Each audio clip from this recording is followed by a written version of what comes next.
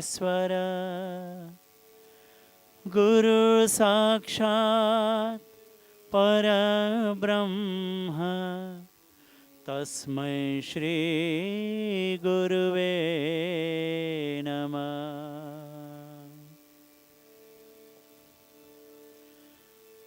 अखण्डमण्डलाकारं व्याप्तं येन चराचरं तत्पदं दर्शितं येन तस्मै श्री गुरुवे नमः। हे मेरे गुरुदेव करुणा सिंधु करुणा कीजिए। हे मेरे गुरुदेव करुणा सिंधु करुणा कीजिए। हूँ अधम आधीन शरण अब शरण में लीजिए। हे मेरे गुरुदेव।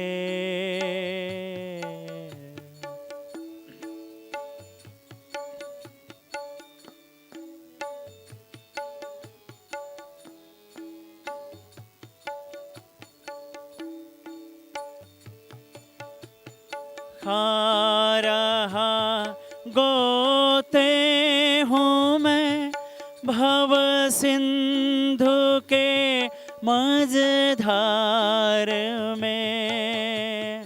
खा रहा गोते हूँ मैं भव सिंधु के मझधार में। आसरा है दूसरा कोई न अब संसार में। आसरा है दूसरा कोई न अब संसार में।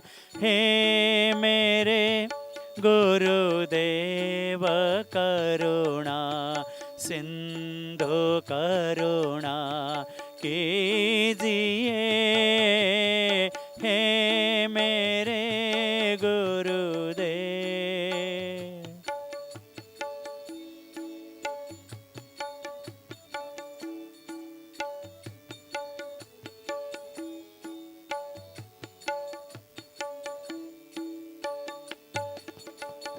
मुझ में है जप तपन साधन और नहीं कुछ ज्ञान है।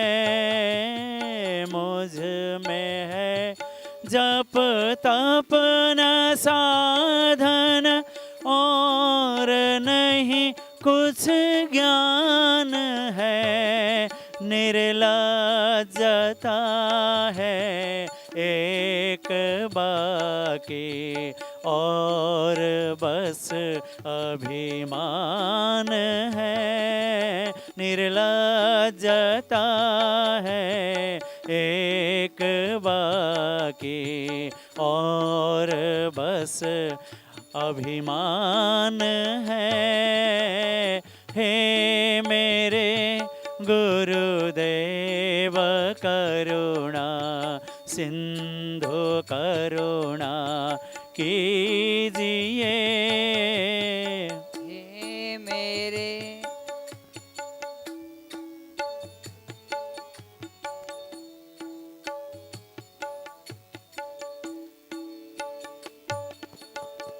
पाप बोझे से लदी नैया भंवर में आ रही।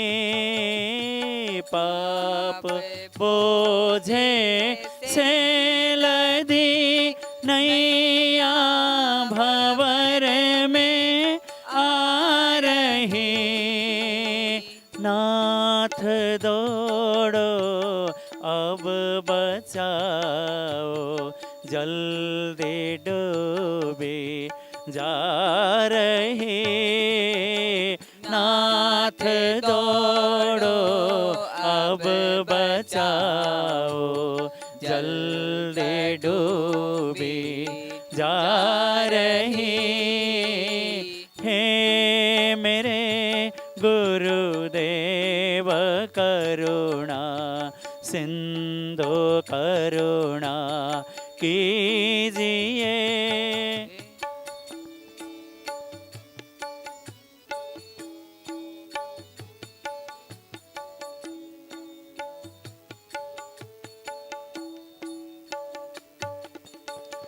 आप भी यदि छोड़ देंगे फिर कहाँ जाऊंगा मैं। आप भी यदि छोड़ देंगे फिर कहाँ जाऊंगा मैं। जन्म दुख से नाव कैसे पार कर पाऊंगा मैं। जन्म दुख से नाव कैसे पार कर पाऊंगा मैं। हे मेरे गुरुदेव करुणा सिंधु करुणा कीजिए। हे मेरे गुरुदेव करुणा सिंधु करुणा कीजिए। सब जगह मंजुल भटक कर ली शरण प्रभु आपकी। सब जगह मंजुल भटक कर ली शरण प्रभु आपकी। सब जगह मैंने भटक कर ली शरण प्रभु आपकी। सब जगह मैंने भटक कर ली शरण प्रभु आपकी। पार करना या न करना दोनों मर्जी आपकी। पार करना या न करना दोनों मर्जी आपकी। हे मेरे गुरुदेव करुणा सिंधु करुणा कीजिए। हे मेरे गुरुदेव करुणा सिंधु करुणा कीजिए। हूँ अधम आधीन शरण अब शरण में लीजिए। हो अधम आधीन शरण अब शरण में लीजिए। हे मेरे गुरुदेव करुणा। हे मेरे गुरुदेव करुणा। हे मेरे गुरुदेव।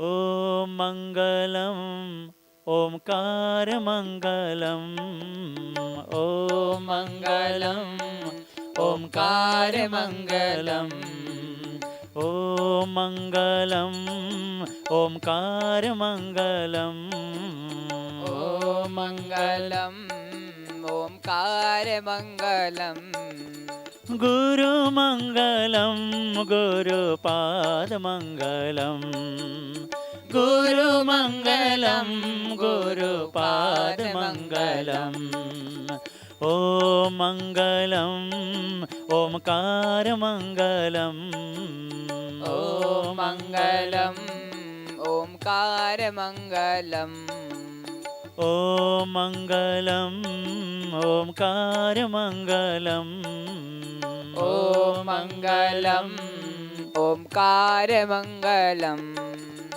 ॐ मङ्गलम् ओंकारमङ्गलम् ॐ मङ्गलम् ओंकारमङ्गलम् ॐ मङ्गलम् ओंकारमङ्गलम् ॐ मङ्गलम् ओंकारमङ्गलम् गुरुमङ्गलं गुरुपादमङ्गलम् गुरुमङ्गलम् गुरुपादमङ्गलम् गुरुमङ्गलं गुरुपादमङ्गलम् गुरुमङ्गलम् गुरुपादमङ्गलम् ॐ मङ्गलम् ओंकारमङ्गलम् ॐ मङ्गलम् ओंकारमङ्गलम् ॐ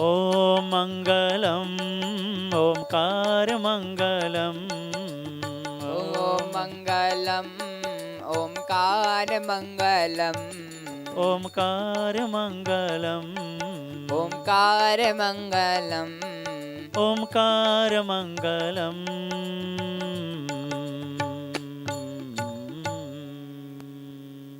सद्गुरुदेव भगवान की जय हो।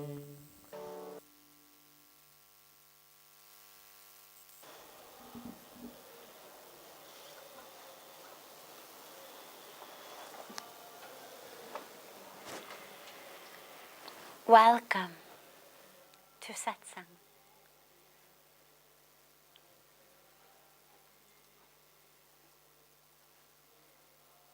So beautiful to be together with you in this sacred and special time, diving together into this place of truth. It's such a blessing. I mean, it's always a blessing to be together in satsang, but especially during this challenging time of the pandemic, of so much that's going on in the world, economically, politically. So many people have shared that tuning in and being together with us in this time of satsang, joining together and meditating together, has really been an anchor for them. And that's just such a beautiful blessing and such a wonderful blessing and opportunity to be able to be together with you in this, and to be able to connect with you and unite with you from this holy land. And of course, always feel free to send in your questions online. Unfortunately, Facebook doesn't yet have that way that Instagram does of being able to bring you up one by one onto the screen where we can actually interact together. But in the meantime, I'm sure they'll come up with something like that sooner rather than later. But in the meantime, feel free to just put your questions in the comments on social media, and our beautiful Seva team will get them to me.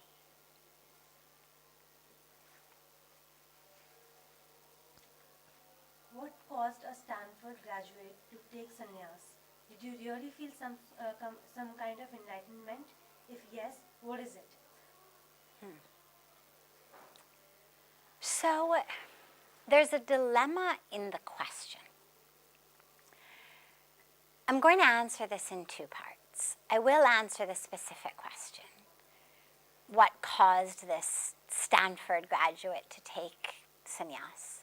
But before I answer that, I want to address the problem in the question. The reason that that seems like a question is because we don't really value a spiritual life. You would never say, oh, what caused a Stanford graduate to go into banking? Or what caused a Stanford graduate to get a career? Or to become a professional? Or to start their own business? You'd never ask the question. It wouldn't make any sense. People intuitively think, well, of course, you graduate from a good university. Naturally, you'll go into business. Naturally, you will get a good job, start a career. Those are the marks in our society.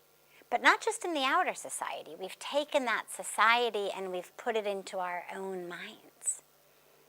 We've literally opened the doors of our mind and said to our society, come on in, come on in, come live in my mind, come live in my thoughts. You don't have to live only in my newspapers or my news shows or the corner grocery or my social media feed. Come on, come live in my own mind. So we've taken these societal concepts and we've made them our own. And those concepts are the problem. The concepts say, if you've had a good education, naturally you will want to succeed. Of course, regardless of what type of education you have, everybody wants to succeed. High school dropouts still want to succeed. They just want to succeed in a different vision than those who end up going through advanced education. The problem is in our definition of success. If someone is a high-paid professional, we consider that a success. If someone is high on a ladder in whatever their respective fields may be, we consider that a success. If someone has a large, beautiful office and they've got lots of employees and there's a lot of stakeholders in their company, we consider that a success. And so hence we have a question that seems like a question of what would make a Stanford graduate, meaning by definition, capable of becoming a success. What would make her take sannyas, which in the context of this question means not a success or a different choice of life. Why would you give up the possibility of being a success? And this is really a problem. It's a problem in how we think about success, because success is not about how much money you make. Success is not about how high you are on a ladder. There's so many people in the world, so many I know personally. And if you think, I'm sure every one of you knows at least one, if not more, people like this, who are incredibly successful by external standards. Someone who's very rich, or someone who is at the top of their career, but who's miserable, who's maybe an alcoholic, maybe a drug addict, maybe someone who's on their third or fourth or fifth marriage, maybe someone who can't get out of bed in the morning without antidepressants, or can't go to sleep at night without a few shots of something or a sleeping pill. Someone who, no matter having everything that our world says, our society says you should have to be happy, nonetheless isn't happy. And there's enough of those people in the world, and enough of them we all know, to realize that isn't the path. All of the money, all of the highest rung of ladders doesn't bring happiness. I remember I did this as a scientific experiment. I had been in India maybe a year, maybe a year and a half, before I officially took vows of sannyas. And I was back in Los Angeles visiting my family, and I took a poll. Now, I was the only one who knew I was doing a scientific study. But what I did was I spoke to about maybe 10 different people I knew, all of whom I knew very well. Some were family members, some were friends, some were friends of friends. But people I knew well. And every one of them was at the height of their field. So someone who was a CEO of a Fortune 500 company, a multi-millionaire.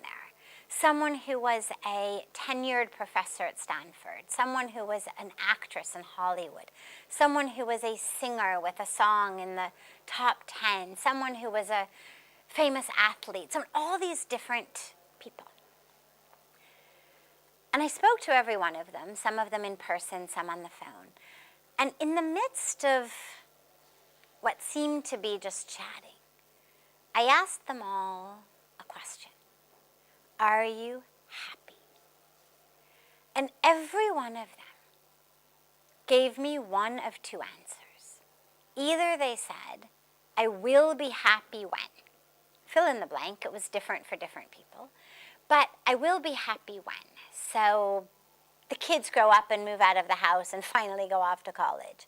Or I finally get the raise that I've been wanting. Or I finally lose the 10 pounds that I gained over the holidays and can squeeze back into my skirt. Or we finally move out of the city and into the suburbs. Or out of the suburbs into the city. One or the other. Didn't matter what it was, but something that will happen in the future, and then I will be happy. Or they said, I would be happy if. And again, fill in the blank. There were different ones from different people. But all of the people I spoke to either said, I will be happy when, or I would be happy if. Every one of them still had something standing between them and happiness. And these are the highest successes in every field: business, academia, entertainment. And it solidified for me very deeply in my mind what I already knew with my heart and what I was already seeing, which is all of this is not what brings happiness. And of course now we've got, over the last few decades, so many studies to show this. So many studies to show what really are the marks of a happy life. And yes, of course, you need enough money so that you're not worried about where your next meal is going to come from. You need enough money that you know you can send your children to school, that you know you can fix the roof if it leaks in the winter time, or have a sweater and jacket if you need it, that you don't need to count pennies to buy a pair of shoes. But beyond that, that which brings happiness, deep joy, isn't about a rung on a career ladder or about money in the pocket or in the bank. It's about connection. Connection to ourselves, connection to others, connection to God, connection to the universe. It's about meaning in our life. It's about a sense of being part of something that matters. And I don't mean an organization that matters or a company that matters. I mean part of a universe that matters. Part of consciousness that matters. Part of something that is higher, deeper, more profound, bigger than all of the dramas in our day-to-day life, than all of who said what to whom over, the water cooler, or over coffee at lunch. So when you ask what made a Stanford grad take sannyas, what I would say is actually the same thing that makes people who are deeply connected and aware do anything, because it is what they know is going to bring them the greatest happiness. It's not that I make decisions or choices based on some totally different model. It's the same model. It's just on a deeper level than the superficial level that most of us are looking at happiness. Most of us are thinking happiness is in this moment, what I can buy, what I can have, where I can go. But there's a lot of people in the world making a lot of different decisions from a place of awareness and consciousness and grounding and anchoring of what really brings them the deepest joy. And for me, what I found was that living this spiritual life, that living in this paradise on the banks of Ganga, in the lap of the Himalayas, being able to be in such a physically beautiful place, in the ashram, in this area, being able to be in a community full of people who are committed to their spiritual practice, who are all there because they are spiritual people, people with a common vision.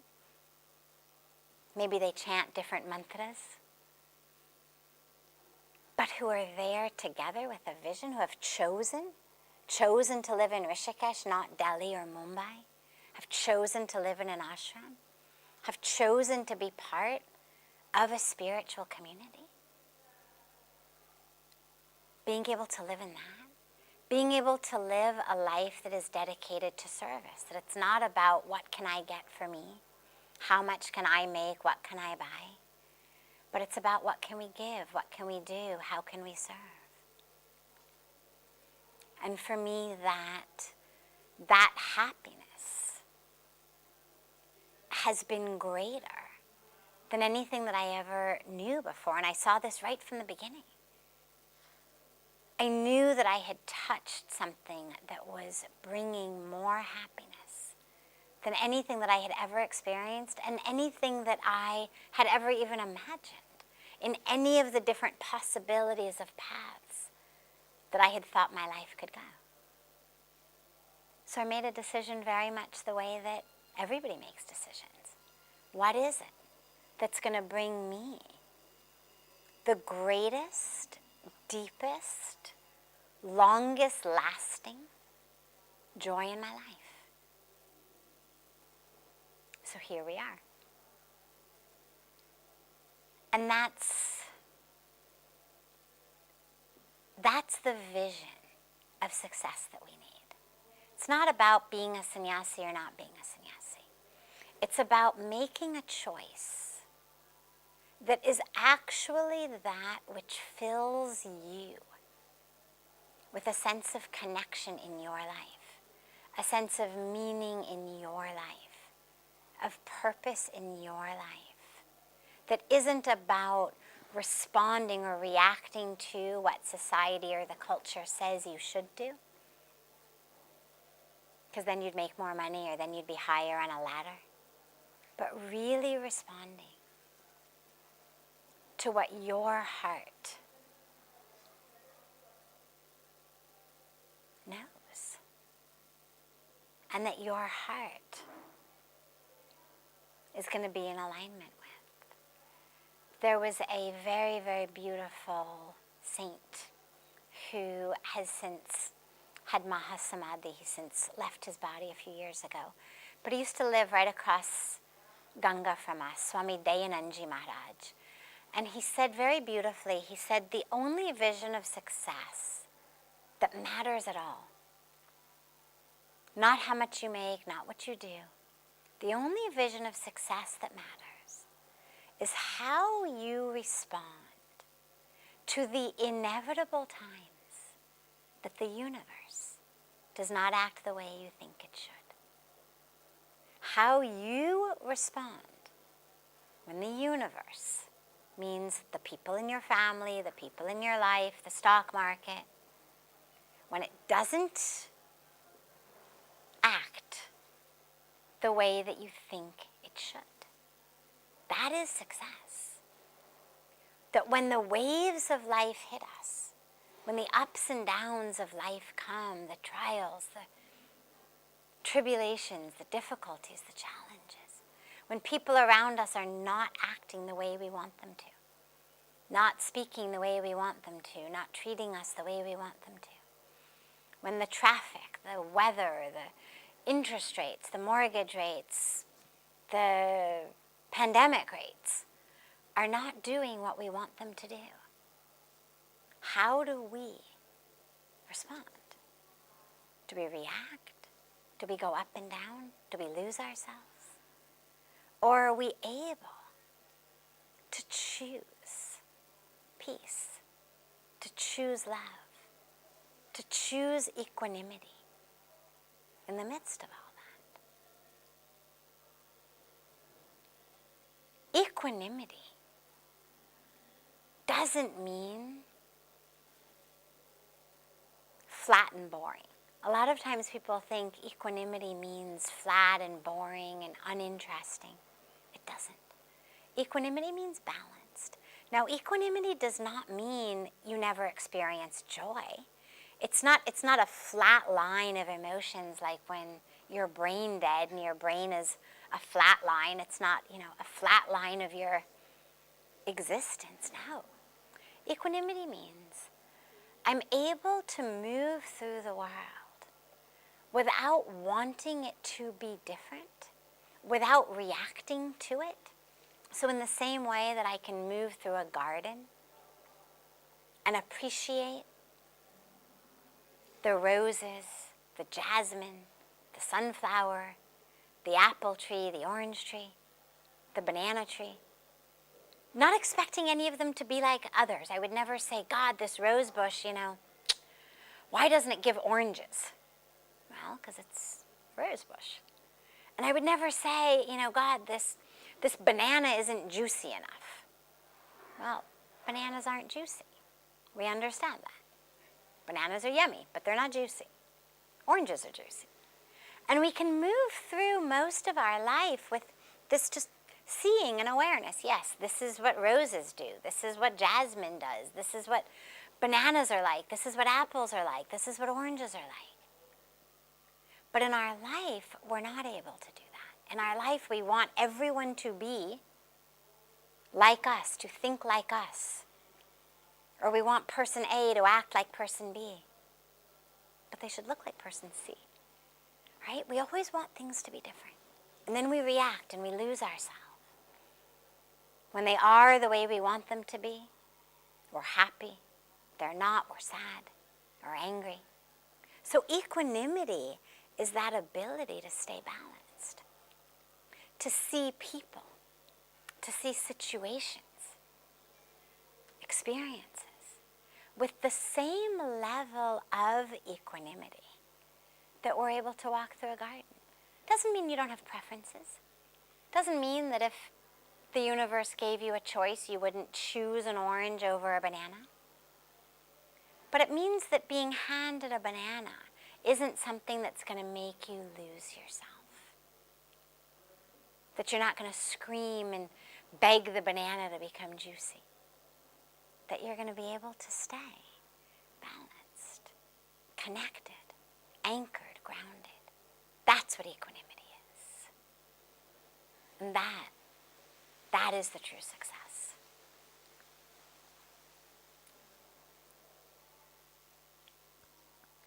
Do desires come from not feeling complete and whole? How can I feel complete? So desires are the nature of the mind. That's what the mind does. It desires. It also fears. It also pushes away. Basically, it either wants to attract something to it or it wants to push something away. Either I'm pushing away because I'm afraid of something, so I push away the idea of getting eaten by a tiger or having my house robbed or something else horrible happening.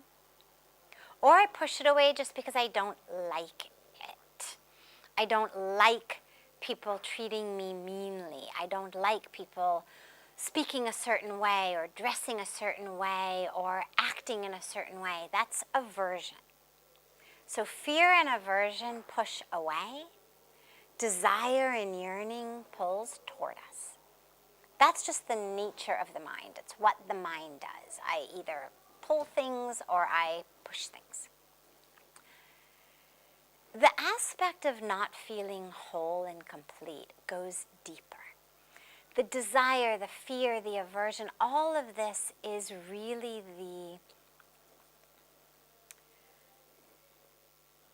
almost involuntary. We can't say exactly involuntary or exactly unconscious. It's not as unconscious as, the digestion of our food or the movement of our blood through our blood vessels. But it's almost as involuntary and unconscious as simply the digestive process in our body or the circulatory process in our body. Things that go on that we have no consciousness of at all.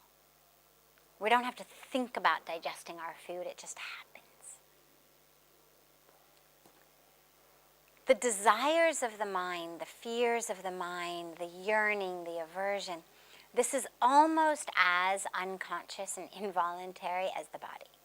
Simply because we have become unconscious in our minds. And we just allow them to run around, do their own thing. I always say that if I sat here in front of you and I started flailing my arms all over the place, and I said to you, oh, don't worry, those are just, my silly arms, they flail all over, you would think, what is wrong with her? And then if, in addition to flailing my arms all over, I also started jumping up and down on my legs, and I was flailing my arms and jumping my legs, and I said, oh, don't worry about those. Those are just, my silly arms and my silly legs, and they do their own thing. You would think, there is something really wrong with her. Because we all understand that our arms and our legs should be under our control. That they shouldn't just flail around, that they shouldn't just do whatever they want. Sleepwalking, walking while you're asleep is an illness. People go to the doctor for it. Flailing arms, an illness. So we understand that our arms and our legs should be under our control. But our mind, how many of us have just said, oh yeah, my mind, God, I have no control over it whatsoever. And then we kind of laugh it away and we move on as though that were okay. As though we shouldn't have control over our minds. But we should. Even more so than we have over our arms and our legs. Because our mind is the tool that governs what our arms and our legs do. Therefore, we meditate, we engage in sadhana, we do spiritual practice in order to focus our mind.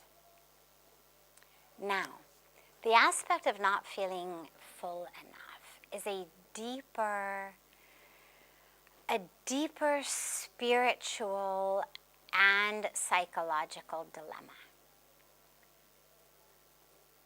On a deep spiritual level, we don't feel full and whole because we're not in touch with the truth of who we are.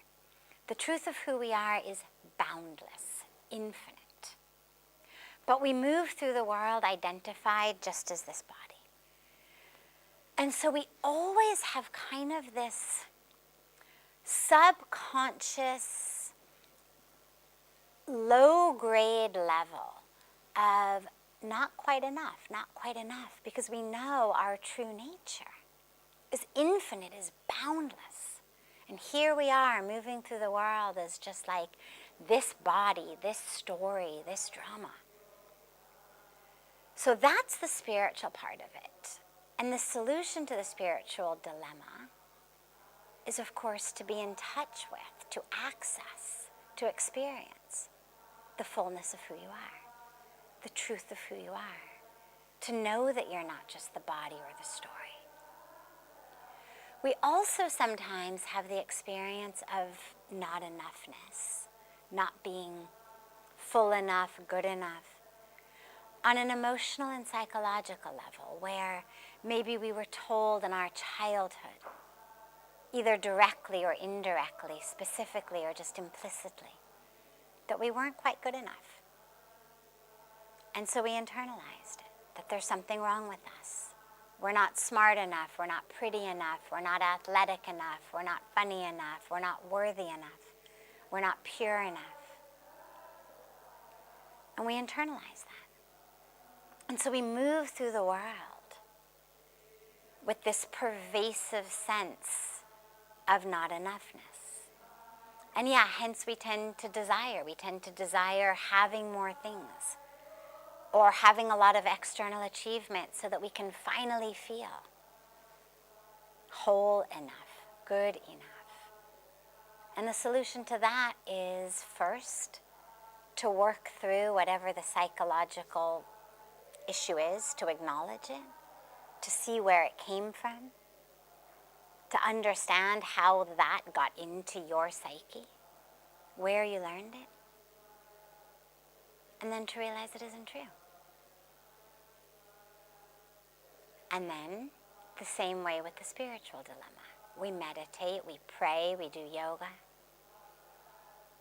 We have our spiritual practice, our seva, our sadhana, in which we get in touch with that truth of who we are. And then, slowly, the desires start to dissipate, because the mind becomes more in our control. It stops running all over the place. We get more of an ability to direct where the mind goes. And so it doesn't spend much time yearning or fearing or in aversion. So there are two aspects, but they're very, very interlinked.